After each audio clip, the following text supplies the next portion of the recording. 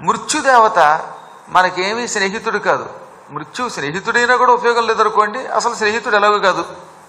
స్నేహితులైతే ఏం చేస్తారు, పోన్లే మన మిత్రుడు ఇవాళ మనతో రానంటున్నాడు, రేపు తీసుకువెడదాం అనుకుంటారట. మనం ఎక్కడికైనా వెళ్ళాలనుకున్నప్పుడు మిత్రులందరూ కలిసి ఏ పిక్నిక్కో వెళ్ళాలనుకున్నప్పుడు, మిత్రులారా ఈ పూట నేను రాలేను, ఓపికగా లేదంటే ఇవాళ కాకపోతే రేపు పెడదాంలో ఇంట్లో పడుకో, విశ్రాంతి తీసుకో అంటారట స్నేహితులు.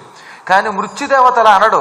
సరిగ్గా పోయే కాలం రాగానే, నాయనా నువ్వు రేపొస్తాను మాపొస్తానంటే కుదరదు, నీ ఆయువు తీరింది, ఈ క్షణం నిన్ను వెంటబెట్టి పట్టుకుపోతున్నాను అంటట.